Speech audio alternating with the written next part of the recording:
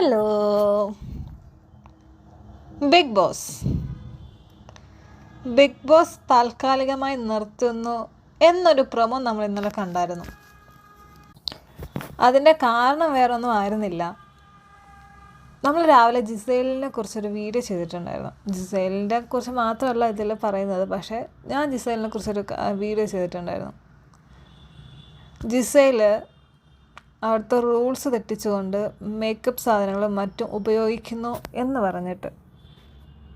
Makeup മാത്രം ആയിരുന്നില്ല, big boss അറിയാതെ ഡ്രസ്സ് ഒളിപ്പിച്ച് വയ്ക്കുക, എന്നിട്ട് അത് ഇടുക, അങ്ങനെ എന്തൊക്കെയോ ജിസേൽ അവിടെ ചെയ്തുകൊണ്ടിരിക്കുന്നുണ്ട്. അതുപോലെ ബാൻഡ് ഉള്ള ആൾക്കാരുടെ കയ്യിൽ നിന്ന്, അതായത് ആദിലയുടെ നോറയുടെ ഒക്കെ കയ്യിൽ നിന്ന് അവരുടെ മേക്കപ്പ് സാധനങ്ങളും മറ്റൊക്കെ വാങ്ങിച്ചിട്ട് ഈ ബാൻഡ് ഇല്ലാത്ത ആൾക്കാർ യൂസ് ചെയ്യുന്നുണ്ട്. അത് ബിഗ് ബോസ് നിയമങ്ങൾക്ക് എതിരാണ്. ഇപ്പോൾ ബിഗ് ബോസ് പറയുന്നൊന്നും കേൾക്കുന്നില്ല, ഞങ്ങൾ പറയുന്നൊന്നും കേൾക്കുന്നില്ല എന്ന് ബിഗ് ബോസിന് തോന്നിയപ്പോൾ ബിഗ് ബോസ് താൽക്കാലികമായിട്ട് അത് നിർത്തുന്നു എന്ന് അനൗൺസ്മെൻറ്റ് ചെയ്തു. നിങ്ങളെ ഞാനിവിടെ ഒരു ഗസ്റ്റായിട്ട് കണക്കാക്കിക്കോളാം, നിങ്ങൾക്ക് വേണ്ടുന്ന ഫുഡും മറ്റു കാര്യങ്ങളും ഞാൻ തന്നോളാം, എന്നാൽ നിങ്ങളുമായിട്ട് ഒരു തരത്തിലുള്ള കമ്മ്യൂണിക്കേഷനോ അല്ലെങ്കിൽ നിങ്ങളിൽ നിന്ന് ഒരു കോണ്ടൻറ്റോ ഞാൻ പ്രതീക്ഷിക്കുന്നില്ല എന്നൊക്കെയാണ് ബിഗ് ബോസ് വന്ന് പറഞ്ഞ് പോയിരുന്നത്. കാരണം ബിഗ് ബോസിന് തന്നെ മടുത്ത് ഇവരോട് പറയുന്നതനുസരിച്ച് വീണ്ടും ഇത് തന്നെ ചെയ്തുകൊണ്ടിരിക്കുമ്പോൾ ബിഗ് ബോസിന് തന്നെ മതിയായി. എത്രയെന്ന് വെച്ചാൽ പറഞ്ഞുകൊണ്ടിരിക്കുക. അപ്പോൾ അവസാനം ബിഗ് ബോസ് ഇങ്ങനെ ഒരു തീരുമാനം എടുത്തു. ഒരു തെറ്റും പറയാനില്ല.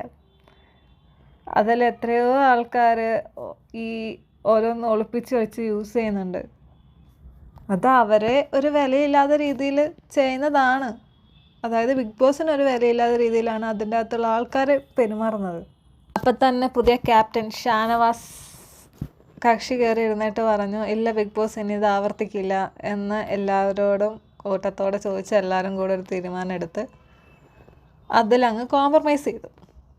പക്ഷേ ഇവിടെയായിരുന്നു പണി. Middle week eviction.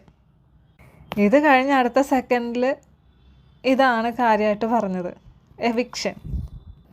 അതും 2 പേര്. അതിലെല്ലാവരും കൂടെ വന്നിട്ട് അനീഷിനെ വോട്ട് ചെയ്തു. കാരണം അനീഷാണല്ലോ കാര്യമില്ലാത്ത കാര്യത്തിനും ഉള്ള കാര്യത്തിനും ചൊറിഞ്ഞുകൊണ്ടിരിക്കുന്നത്. അവനങ്ങ് പോയി കഴിഞ്ഞാൽ സമാധാനം എന്നവർ വിചാരിക്കുന്ന ആൾക്കാരാണ് അതിൻ്റെ അകത്തുള്ള എല്ലാ ആൾക്കാരും. അനീഷ്, രേണു,